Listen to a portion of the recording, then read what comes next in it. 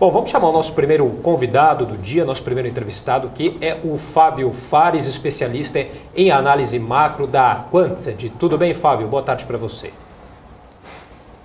Pessoal, boa tarde. Muito obrigado pelo convite. Fala, Cabral. Boa tarde. Turma, bancada, tudo bom?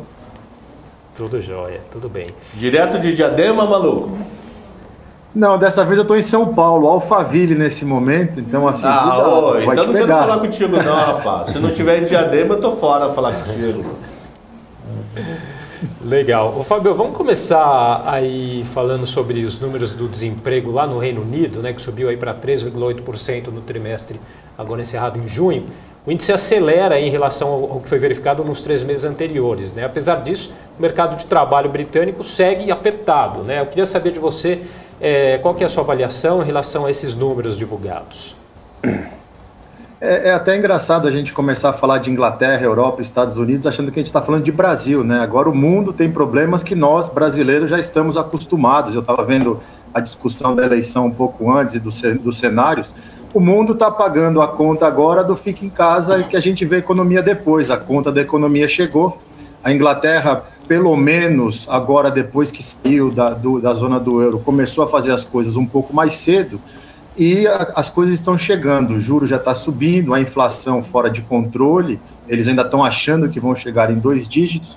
O mercado de trabalho apertado, porque o mundo passa pelo mesmo problema, igual nos Estados Unidos. Vamos ter uma recessão, mas estamos com pleno emprego, porque ainda as empresas estão segurando, os resultados estão vindo bem, a economia desse lado dá sinais de que havemos esperança que o pior talvez não aconteça, mas é a única peça de dominó que falta para a gente que é acadêmico, né, os acadêmicos, na verdade, olharem e falar, não, é uma recessão, porque todo o resto já está recessivo. Então... é bem interessante ver. 3,8% de desemprego na Inglaterra é praticamente pleno emprego, se a gente for olhar na cartilha de economia. Porém, a gente sabe que isso é uma coisa que não deve durar muito tempo, dado a desaceleração dos outros dados, né? A gente teve PIB contraindo, e até é importante citar a história do PIB, porque tem uma jogada, né? A gente teve o jubileu da rainha em maio, o que tirou dia útil de maio e jogou dia útil para junho. Por isso que os números de junho estão vindo um pouco pior, porque teve uma base maior. O jubileu tirou um dia de maio e jogou 2 dias extras para junho. Isso atrapalha um pouco também na matemática do índice, dos números, e que assusta. Mas Inglaterra, Estados Unidos, Japão, passando por problemas que nós brasileiros já sabemos lidar e não nos assustamos mais, que é ver uma economia praticamente em recessão, o emprego segurando a onda, mas o grande dragão chamado inflação assustando todo mundo, a ponto de alguns membros já de bancos centrais globais falarem, a gente não sabe lidar com isso. Então é preocupante. Pô, então parece tropa de elite 1 aí, você joga o cadáver pro outro lado, inventaram o dia útil? Não é que inventaram o dia útil, é porque como teve o jubileu da rainha, ele vira um feriado que ele é um feriado facultativo. E aí as empresas e os lugares podem dar esses dias. Então ficou um dia a menos em maio, ganhou 2 dias em junho.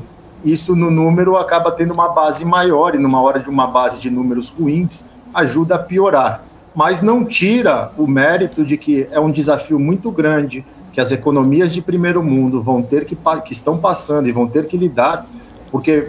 a gente está vendo, Estados Unidos atrasou, a Inglaterra até saiu na frente, já está com juros a 1,75, eram juros de menos meio, ela já fez algumas altas. Na reunião de setembro é esperado que ela continue subindo de mais meio ponto, e aí a gente olha para os vizinhos que eles se livraram, o pessoal da zona do euro, a Lagarde ainda está vendo se precisa subir, porque eu subi 50, então assim, a Inglaterra pelo menos nesse ponto ela conseguiu sair na frente, e a conta dela talvez seja menor, mas... uma inflação de quase 10%, e com os grandes economistas do Lloyds, do ING, falando que 2 dígitos é questão de tempo, mesmo o recuo do petróleo. Fábio, Alan Gani aqui falando, deixa eu ver se eu entendi. Então, o desemprego, ele está baixo agora, mas não se sustenta, porque à medida que temos um cenário inflacionário, vai subir juros, o desemprego é uma variável que demora a reagir, lagueado, né? Depois... reage negativamente e aí a gente tem um cenário recessivo. O quanto que isso vai nos afetar, Brasil, ou se o Brasil vai viver um momento meio descorrelacionado do exterior e por que ele estaria descorrelacionado? Olha, nós já estamos, né, descorrelacionados. O mundo é tomador de juros em todos os lugares e no Brasil o mundo está aplicando juros. Por isso que esses fluxos que o Cabral falou são extremamente importantes e expressivos. E aí eu vou tomar um pouco de partido, Alan, me perdoa, mas o Cabral tem total razão. Eu tenho 25 anos nessa estrada de mercado e eu atendo o cara que põe o dinheiro aí no Brasil, que são os hedge funds. Eles estão se lixando se é A ou B, porque sabem que é tudo a mesma coisa. Agora, 13,75, uma moeda 5 ainda, ele está lambendo os beijos, que foi o que o Cabral falou. Ele está pondo só o pinguinho ainda, é muito pouco. Não, mas Agora, que vai... Ô Fábio, eu concordo com essa leitura do Cabral. Acho que para renda fixa ele entra. O meu ponto é que ele faz, talvez, eu levantei duas hipóteses, né? Sim. Talvez para renda variável, aí ele faz uma distinção. Ele falou, opa, o cenário macro pode ser atingido por A ou B, e aí eu vou escolher se eu entro ou não. Mas na renda fixa eu estou de acordo com o que você e o Cabral levantou. Mas o fluxo de sexta-feira, esses 2 bi, foi muito para a Bolsa. Tá. Porque você olha o fluxo estrangeiro na Bolsa, teve compra final e não era cash and carry. O que é cash and carry? Quando o gringo compra a Bolsa e vende o índice futuro ou vice-versa. O que define o gringo? É o que a gente olha na Bolsa e vê que está barato. Como a apresentadora falou, não sei seu nome, desculpa, eu sou novo aqui, estou aprendendo. Isabela, muito prazer, desculpa. Mas ele não vai entrar em Petro, ele não vai entrar em Eletro, ele não vai entrar em Banco do Brasil, que é hoje disparado o melhor banco listado na Bolsa pelo valuation atual e pelos números, só que o gringo sabe que dependendo quem ganhar a eleição numa caneta, acabou a alegria, porque a gente já viveu isso algumas gerações atrás, entendeu? Então o gringo não entra nisso agora. Ele olha um bando, como o Cabral falou, JBS, olha commodities, olha as empresas exportadoras, e ele fala, tá barato e no Brasil o pior já passou, porque os juros, dificilmente o Banco Central vai subir juros de novo. E tem um delay, né? A nossa moeda ainda está no 5 alguma coisa. Com esses juros, esse carrego e o fluxo gringo, é questão de tempo para o famoso carequinha da Goldman daqui a pouco acertar algo que ele vem falando há 10 anos, no modelo estático dele de 4,50. Hoje, se eu tivesse que apostar, eu apostaria muito mais num real apreciando e ficando para o Cabral poder falar de manhã que a gente vai poder vir para a Disney me visitar, do que um real explodir para 6 nas condições atuais. Temos eleição. Eleição é outra coisa. Agora, voltando na economia do Reino Unido, Fábio, a gente viu que encolheu ali no segundo trimestre pela primeira vez desde o início da pandemia. Tem a questão que eles estão enfrentando e vão enfrentar mais ainda no final do ano, que é a questão do gás.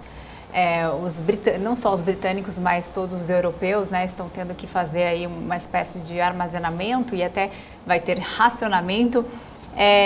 Essa questão do gás, inclusive tem os candidatos lá que vão tentar ir para o lugar de Boris Johnson, né? Esses candidatos têm medidas mais, vamos dizer assim, mais leves do que a oposição até. A oposição está cobrando medidas mais duras ali em relação a esse posicionamento do gás, a energia, até um congelamento de preço. Caso isso aconteça, como é que você avalia aqui como deve ficar a economia do Reino Unido? Antes da tua resposta, deixa eu só fazer uma propaganda. Hoje de manhã nós conversamos com Adriano Pires, que foi ex-futuro passado presidente da Petro, né? O cara que foi presidente da Petro por alguns minutos.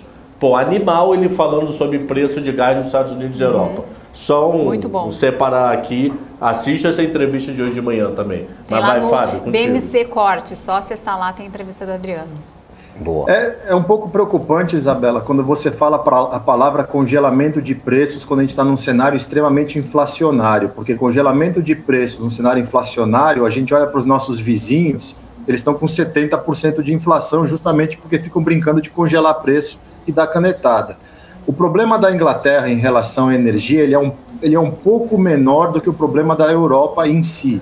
Isso ajuda um pouco. E a economia, por si só, a gente está vendo que apesar do desemprego estar ainda em 3,8, o inglês está gastando tudo que tem para comprar menos do que o básico.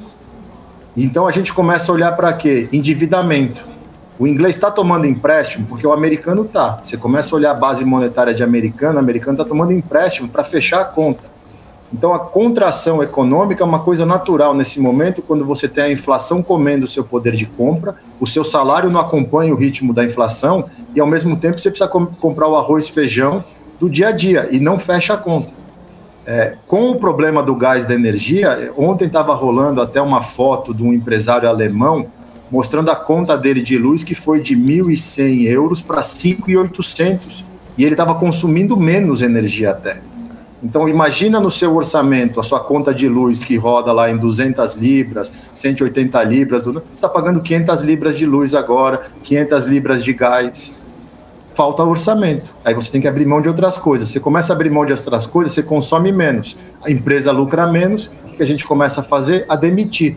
Como o Alan falou, o desemprego é o último que é afetado, porque você vai cortando margem, você vai segurando. O grande desafio do substituto do Boris Johnson é justamente acalmar o ânimo do parlamento em termos do populismo. Porque essa hora todo mundo quer dar guinada para o populismo para mostrar, eu vou ajudar todo mundo e vou fazer. Só que não tem de onde tirar o dinheiro e não tem como canetar congelamento de preços e tudo mais, que a conta chega mais rápido. Por sorte, fazendo um paralelo, a gente ainda tem umas empresas estatais no Brasil que estão dando muito lucro, e aí você usa corretamente o lucro delas e consegue fazer medidas populistas para ajudar num momento extremo como estamos agora, de inflação alta, economia parada e tudo mais. A Inglaterra não tem isso. Eles vão ter que se virar, tem que negociar com o Putin alguma coisa. Parece que o gasoduto para o Canadá está acelerando. Então, assim, tem algumas esperanças. E eu estava lendo antes de vir. Eu moro em Diadema da Flórida, eu moro em Miami. O Cabral adora falar que eu moro em Diadema. Eu estava lendo lá, antes de eu embarcar no sábado à noite, que os Estados Unidos está negociando tanto com a Inglaterra quanto a Alemanha de mandar cargueiros de gás e atracar nos portos e começar a abastecer. Porque os Estados Unidos também têm muito gás. É um gás diferente, mas ajuda. Agora, qual que é o timing disso e o prazo disso? Esse que é o problema. Assim, soluções de médio prazo existem.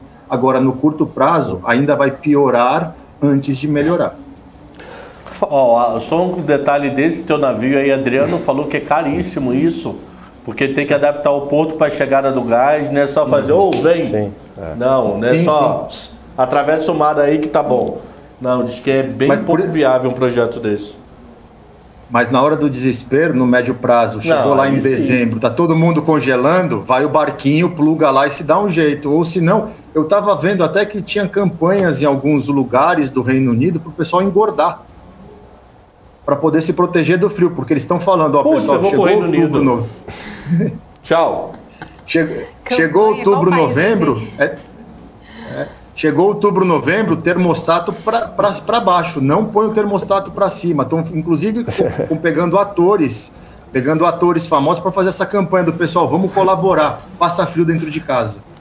Vamos ver, né?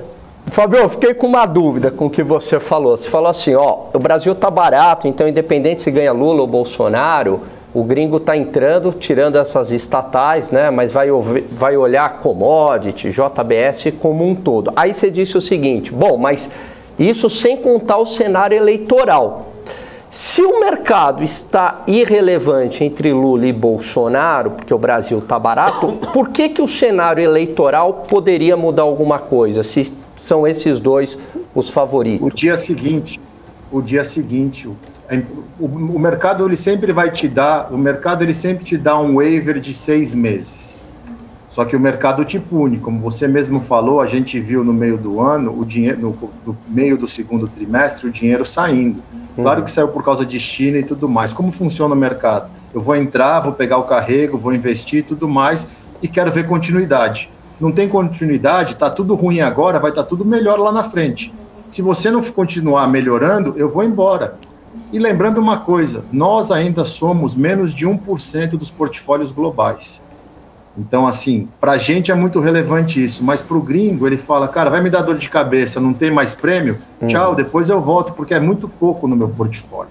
O que eu digo de cenário eleitoral é, o mercado gosta de previsibilidade, ele não gosta de incerteza. Então, quanto antes anunciar a equipe econômica, programa de governo, o que vai manter, o que não vai manter, o que vai fazer, quem que vai cuidar de estatal, quem que vai cuidar daquilo, fica volátil e fica incerto. começa a pôr pingos nos is, o mercado vai ficando complacente, vai dando a chance. Agora, vamos lembrar, o mercado trabalha com memória. E na memória do mercado, os 16 anos foram muito bons para eles, porque nunca se ganhou tanto dinheiro no Brasil no mercado financeiro. E esse último ano para o Brasil foi muito bom para o gringo, porque a gente fez um baita trabalho. E você olha, hoje a gente tem a melhor moeda do mundo, a gente tem a melhor bolsa do mundo em dólar. É que para o brasileiro tá ruim, mas para o gringo, ele está adorando o que está acontecendo, porque ele está ganhando no Brasil. Perfeito. Esclarecido. Bom, beleza, Fábio. Vamos um pouco aqui para falar aqui de Brasil, um pouquinho de PIB, de vendas no varejo aí mais lentas. Queria uma análise sua em relação ao setor de consumo doméstico aqui. A gente sofre bastante num ciclo de alta, porque vamos lembrar, a gente lembra durante o Covid as queridinhas do mercado, Magazine Luiza, Via Varejo, tudo voando com juros a 2%, todo mundo sai comprando. Inflação alta, juros alta, você retrai o consumo. A gente começa a ver agora que os juros parou de subir. O que aconteceu nessas últimas semanas? Começou a chegar cheque para todo mundo, auxílio disso, auxílio daquilo. Tem o que no final do ano, depois da eleição, que é a cereja do bolo? Temos Copa do Mundo. Você pode ter certeza que a perspectiva para o varejo daqui para frente com auxílio, com desemprego controlado e com a economia querendo voltar a crescer, porque vamos lembrar uma coisa, e o mercado mostra isso, o Alan lembra, em janeiro qual era a perspectiva do nosso PIB esse ano? Contração de 0,5%, a maioria dos analistas falava. Vamos entregar quase 3% de crescimento. Então, assim, o Brasil crescendo, o povo arrumando emprego de novo, a economia rodando, a inflação tem tudo para ela continuar alta, porém em níveis mais saudáveis comparado com o resto do mundo. A gente daqui a pouco vai ter inflação de 1 dígito no Brasil, enquanto a Europa, a Inglaterra, inflação de 2 dígitos. O Japão com uma inflação de quase 3%. As pessoas acham que isso não é nada, mas para o japonês 3% de inflação é como o Brasil com 20%. O japonês está ficando louco, ele não entende o que está acontecendo e o governo está tendo que intervir em juros, em moeda. Então a gente olha esse cenário, a economia brasileira melhorando, uma eleição no meio que você vai ter ali sempre a volatilidade disso e daquilo, da pesquisa, do candidato que fala uma coisa, da notícia que sai, a mídia atrapalha muito essas horas, e você tem uma Copa do Mundo. O que todo mundo faz na Copa do Mundo ou no final do ano? Você recebe 13º, você recebe férias, você vai comprar uma TV, você vai querer comprar um outro negócio, por quê? Tem a Copa, é só uma vez, é de 4 em 4, e no Brasil nós temos uma coisa que começou só agora nos Estados Unidos, eu moro há 10 anos nos Estados Unidos, parcelamento. O americano não existia parcelamento aqui nos Estados Unidos. Hoje você tem até empresas que são especializadas em parcelar seu crédito. Tudo isso ajuda, e o brasileiro está acostumado a fazer o quê? A conta da prestação. Um dos maiores desafios que nós, educadores financeiros, temos hoje em dia é ensinar para ele que não é porque ele vai pagar 10 de 50 que é barato. Tem juros embutidos, você tem que fazer a conta dos juros. De repente você está comprando 3 televisões pelo preço de uma, entendeu? Tem que tomar cuidado. É cultural. E por isso que essas coisas acabam funcionando, independente de estar numa época de alegria econômica ou até mesmo numa quase recessão, onde a gente quase entrou, segundo todo mundo no começo do ano, a gente não ia fazer nada esse ano. Vamos crescer 3%. Provavelmente a moeda está apreciando, o juro já vai parar de subir, graças a Deus. Inflação, tivemos deflação, tem tudo para ter mais deflação em setembro. Então, assim, no cenário global, o Brasil vai ser o primeiro que vai começar a caminhar. Agora, a gente tem que torcer para, independente de quem ganhar essa eleição, dar continuidade a esse movimento, que a gente pode estar tirando um gap que a gente tem em relação aos países desenvolvidos, que hoje, graças a Deus, a gente olha para os nossos vizinhos, até o Chile, que era um exemplo, a gente nem se compara mais com eles. A gente já pode olhar para cima, olhar para frente. A gente está muito mais estável e muito mais preparado para voltar a crescer direito. É verdade. A gente entrevistou no Portfólio Global um analista de América Latina e ele fala exatamente o que você falou, viu, Fábio? De todos os países hoje, quem está fazendo a lição de casa e está mais arrumadinho, né, do ponto de vista fiscal, institucional, é o Brasil. Então é muito importante, independentemente de quem quer que ganhe, né, que dê continuidade aí para continuar esse rally, né? Sim, total. E a gente está vendo agora, por exemplo, nesse movimento de desglobalização. A gente viu que a Samsung quer trazer fábrica de microchip para o Brasil.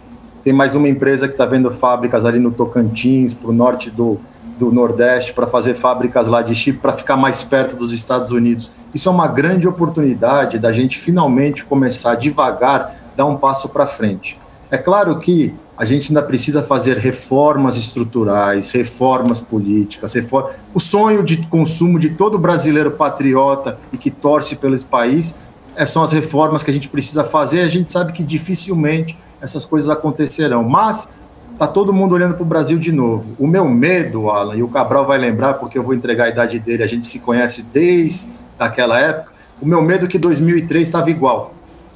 E a gente tinha a chance de decolar como a China decolou. E aí colocamos um piloto de Fusca numa Ferrari e deu no que deu, infelizmente. Perfeito. Fábio, aproveitando então que você está há tanto tempo nos Estados Unidos, a gente tem em final do ano, a gente não, né? Vocês têm final do ano aí a eleição de meio de mandato. E eu queria entender como é que está, primeiro, a sensação ali dos Estados Unidos em relação ao presidente Joe Biden. A gente viu toda essa questão da Nancy Pelosi indo a Taiwan. Como é que os Estados Unidos estão enxergando isso e como é que os americanos enxergam hoje o Brasil com o presidente Jair Bolsonaro? Então, a gente tem dois lados da moeda, né? Primeiro que o fato da Pelosi ter ido para Taiwan foi um recado dos Estados Unidos da América como país para o mundo e não de um presidente. Tanto que vocês percebem que o Biden não estava em nenhuma cena e não foi citado em nenhum momento. Ali é um recado dos Estados Unidos avisando: eu mando aqui por enquanto. Eu sou o país mais forte do mundo. Isso foi muito positivo porque colocou o chinês em corner, porque latiu, vou explodir, eu vou mandar míssil, todos os contatos do governo chinês falando nas redes sociais, porque são locutores do governo chinês. Aí ele foi lá, soltou 2 rojões no jardim, fez um ping-pong e não aconteceu nada. E agora tem mais uma delegação americana lá, justamente negociando o quê? Semicondutor, chip, que é o núcleo do mundo. Em relação ao governo Bolsonaro, nós sabemos que o Bolsonaro apoiava o Trump. Nós sabemos que o Biden odeia o Trump e os democratas idem. Tanto que o que eles estão fazendo agora, com essa história de ir lá na casa do Trump, eles só sabiam agora que tinham 14 caixas lá, né? Coincidência. Não, é tudo jogo eleitoral, porque eles precisam recuperar um pouco de poder para chegar na midterms com alguma chance. Por quê? Os republicanos, se a eleição hoje, eles levam as 2 casas. E acabou o governo, porque eles congelam tudo que tem que fazer daqui para frente. O americano está sofrendo. Para vocês terem uma ideia, com a alta dos combustíveis, agora ele vem recuando, eu até fico todo dia de manhã enchendo o saco do Cabral, falando do posto de gasolina que tem do lado de casa, já recuou bem, mas a inflação está matando. A gente chegou a ter gasolina, meu tanque, por exemplo, que eu gastava $65, eu cheguei a pagar 130, 140 no raio da gasolina. Você vai no supermercado, as coisas dobraram de preço. Começa a faltar coisa básica, de você escolher assim, ó, hoje não tem maçã. Chegamos nesse ponto já, a coisa está começando a voltar. E o americano tem um gráfico, que eu não tenho ele em mãos agora, que mostra, o americano tem um nível de inflação que ele tolera. Passou disso, a popularidade do Biden despenca. E aí ele puxa para o patriotismo. Pelosi em Taiwan, dando recado, ele latindo com a China, puxam para a história do Trump para tirar um pouco o foco, o Covid que ele pegou 18 vezes nos últimos 3 dias, agora a mulher dele está com Covid, para ganhar tempo.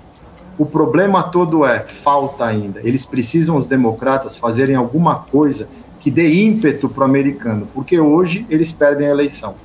Por hora eles perdem a eleição.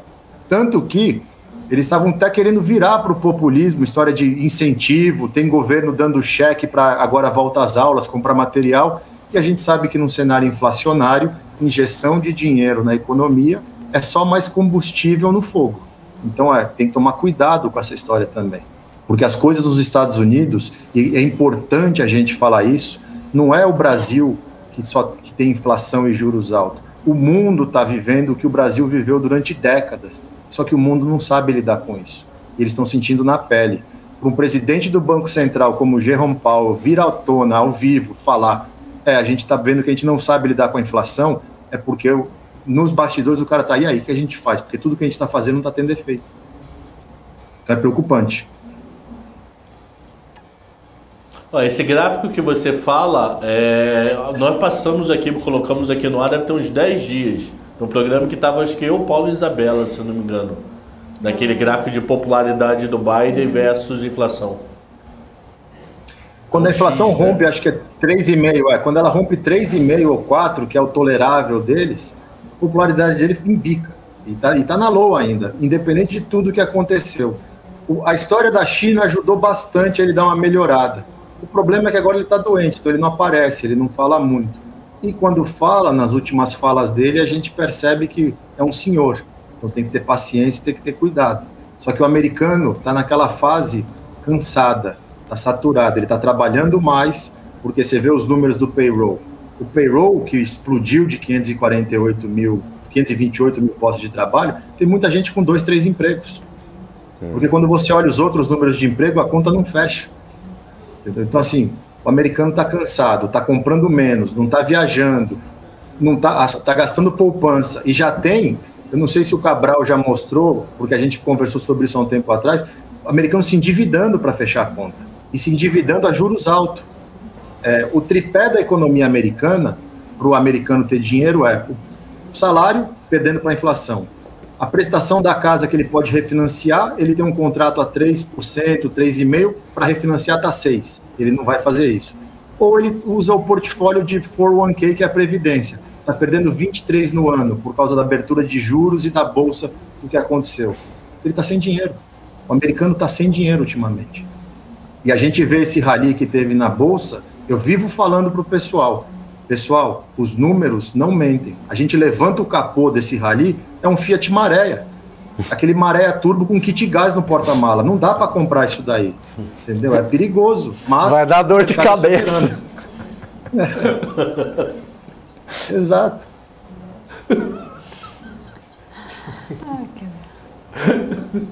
Você gosta, né, Cabral? Cinco, maluco. Tá dormindo, é? O maluco ali tava dormindo, tava admirando você. Só pode ser. Tava admirando o cara, né? Acho que você respondeu a pergunta de um amigo meu, ele me ligou hoje de manhã, Fábio, ele falou assim, deu um rally aí de curto prazo na Bolsa Americana, e eu acho que foi um trap bull market, você não acha, não? E aí ele falou, será que agora perdi o timing? Pelo que você está falando, tem que sentar e esperar que vai ter outra oportunidade, né? Eu acho que a gente tem que tomar muito cuidado. Por exemplo, hoje saiu uma notícia que a Apple demitiu 100 pessoas. A Apple demitir é uma coisa raríssima. Ela demitiu 100 recrutadores. Então, assim, a coisa aqui nos Estados Unidos é o que eu falo. Embaixo do capô, olha o número de housing que saiu ontem, horroroso. O Empire de Nova York saiu extremamente negativo. Confiança do consumidor, estão nas mínimas. Mas aumentou um pouquinho. Inflação, expectativa de inflação de 5 anos do consumidor voltou para 3%. Tudo deteriorando, só que os analistas esperavam um bando de resultado horroroso no segundo TRI, praticamente 75% das empresas do S&P bateram os resultados e bateram numa margem boa de 8%, 10%, tiveram receitas maiores do que esperado porque era uma base ruim. Agora é olhar para o terceiro trimestre. As aulas começam amanhã na Flórida, começam amanhã no Texas e começam amanhã no Colorado. Nas próximas semanas vai começar Nova York, Connecticut e Boston. Por que essas cidades? Os grandes hedge funds são localizados nela. E aí começa a fazer preço. Hoje a gente teve o Bridgewater do Rei Dalio soltando o 13F dele das posições. Ele zerou China. O cara que mais fala de China, o cara que mais vende China, que aposta na China, ele zerou o book inteiro de China. E não comprou nada nos Estados Unidos. Ele está cash. Aí você olha um Rei Dalio cash, você fala... o cara que fala que cash is trash, está sentado em cash? Sinais. Se a Europa se os Estados Unidos é uma areia, o que é a Europa hoje, Fábio? Gurgel. Lembra do Gurgel? Eu falei... na Quantas eu faço um macro Sunday todo domingo. Eu pego os alunos, a gente fala sobre cenário macro do que passou e do que esperar para a próxima semana. Eu tenho gravado desde o começo, e eu tenho minha esposa que não deixa mentir, que está assistindo, senão ela liga aqui e puxa minha orelha. Quando começou essa crise toda, eu falei para minha esposa e falava para os alunos, a Europa vai pagar a maior conta dessa brincadeira toda, porque ela é prepotente, ela só se preocupa com o fogo na Amazônia, mas é um bando de político que vive no mundo de Nárnia, achando que é tudo paz e amor, vamos lá, a conta chegou e está acontecendo isso. Então, assim, a Europa, na minha opinião, uma população velha, que não produz, que não tem muita coisa, e tem uma juventude lá que só quer se permitir no Rio. Agora vai ter que se coçar, porque a água está batendo na bunda e o governo não consegue mais, ó. Acabou. Lá acabou. É a nossa chance, pessoal, é isso que a gente tem que olhar, é o Brasil agora. Se a gente fizer a nossa tarefa de casa, e o Cabral está nessa estrada comigo há quase 30 anos também, se o Brasil fizer a lição de casa direitinho, a gente tem uma chance de mudar de patamar. Só que a gente não pode chegar nos 45 do segundo tempo e deixar virarem o jogo, porque a gente vai perder mais uma oportunidade. Só cuidado com a doença do macaco, hein? Deu um pau no meu 710 a doença do macaco que ele fizemos, mano. Vai, vamos até mudar de assunto. Não falo mais sobre isso. Vai ser chamado de antilacrador, não falo mais sobre vai isso. ser um inferno. Tá certo. Bom, mais alguma questão, senhores? Até amanhã. Já foi ótimo. Valeu, foi muito bom mesmo. Amanhã aqui 4 horas. Amanhã 4 horas, estarei aí, agradeço o convite, pô, muito prazer, obrigado pela oportunidade, e precisando, estamos à disposição aí para um bate-papo. Estará presencial, Cabral? Vou gravar um podcast de sexta. Que legal. Maravilha.